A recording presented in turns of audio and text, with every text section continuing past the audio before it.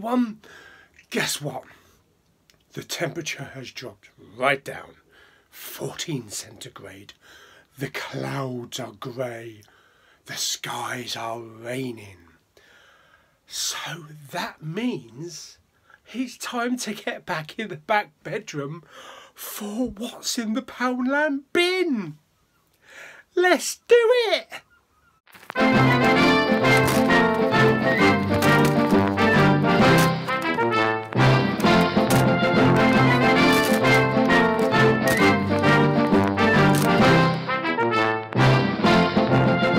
What's in the Poundland bin? The line must be drawn here, no further, and I will make them pay for what they've done. Oh, hello, little bin. What are we gonna find today? Now that the temperature's come right down, I think it's time that we can start decorating you. Put stickers all over you. But before that, let's find out what we're watching today. Are you ready, folks? Right, let's dig deep and see what you've got inside of you. Ew. Oh, okie dokie.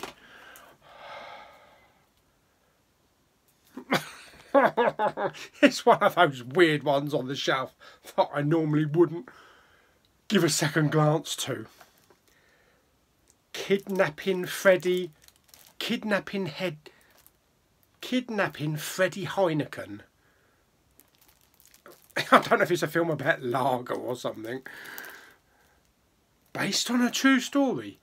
Jim Sturgis, Sam Worthington, Ryan Quanton from True Blood, and Anthony Hopkins. Okie doke. Looks like a bit of a bank robbery sort of thing. Right, okay, let's do it and see what it's like. Okie dokie, so let's have a look at what's inside. Oh, we've got a nice disc with artwork. Fabulous, look at that.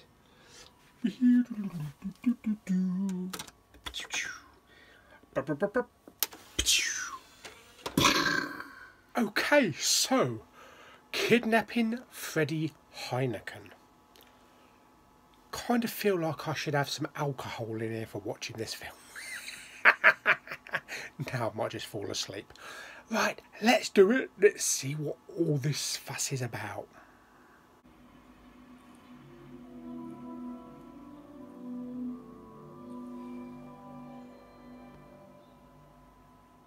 Okay, so how was the movie? Well, the film begins in Amsterdam 1982. Cor van Hout, played by Jim Sturgis, and the rest of his colleagues are trying to get a group of punk squatters evicted from a building that they own. During the eviction / punch-up with the squatters, Cor and co get arrested themselves and end up in jail. Meanwhile, Sturgis' character is released and returns home to find his lovely girlfriend Sonia is preggers. Cor and his motley crew, also starring Sam Worthington and True Blood's Ryan Quanton, are now getting desperate for money for building repairs and living and shit. And they try to get a bank loan but are turned down. Okay, so fast forward slightly to a plan that they hatch to kidnap a billionaire named Alfred Freddie Heineken, played by the brilliant Anthony Hopkins. They plan to kidnap him and hold him for ransom for 30 million plus, as you do. So now I hear you asking, what relevance does the building and squatters have to the story? Well, absolutely nothing really. We never really hear of that ever again. Weird. But in order to pull off the perfect kidnapping, they must first rob the bank in order to grab enough cash to buy essentials for the eventual kidnapping, plus various materials in which to build a makeshift soundproof cell in some warehouse to hold the captives. Yes, they also kidnapped the poor chauffeur as well. After successfully robbing the bank, what follows is a moderately entertaining police car and river chase through Amsterdam. They pull off the kidnapping and everything goes as planned. Then they wait, after delivering the ransom note, for the ransom to be paid. But unfortunately, weeks go by before Alfred's people finally pay the ransom. They collect the money, all's happy that they've managed to pull off the kidnapping, but then one by one the old bills start catching up with them. Some are caught red-handed, some give themselves up, but in the end the whole gang gets sent down. Don't drop the soap. So all in all, it wasn't a bad movie, of course based on actual events, and they also tell you what happened to each of them at the end, which is always nice to know. I like that sort of thing. So the acting was pretty good, most notably from Jim Sturgis and Anthony Hopkins. Hopkins didn't really have that much to do except sit in a small room barking takeaway orders and requesting captive music to his captors. But the screen time he does have always manages to grab your attention and keep you entertained. Okay, so on to the picture and sound, and this is where the movie is let down, unfortunately. The sound is Dolby Digital 5.1 but upscaled to DTS Neural, which is fine, but nothing really ever seems to happen with the soundstage. It's just very plain. The picture, however, is pretty bad. The film is continuously plagued with some pretty heavy grain, and blacks never come across anything other than murky greys. Also, throughout the movie there's some horrible streaky interference effect and pulsing noticeable, which is very distracting. At times you would think that you were watching a bad DVD copy, so not very good there. The movie is 91 minutes long, and the disc Region B.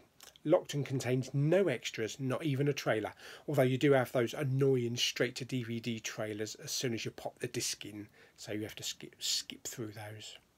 So, an average heist kidnap movie with limited watchability.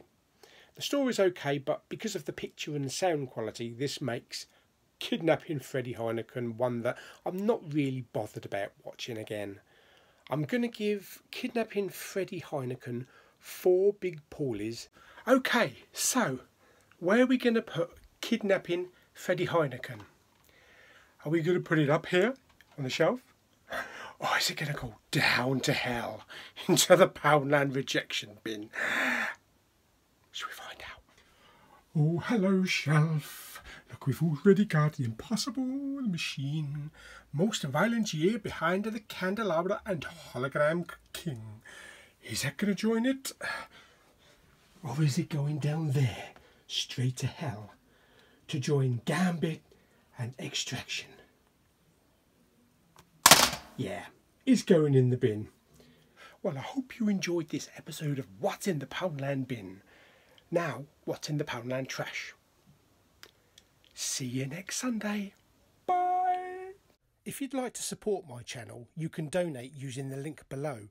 All funds received, no matter the amount, will be greatly appreciated and will be administered back into the channel for future improvement. Thank you for viewing this video and subscribing to my channel. Blimey, I got through that in one take. Result.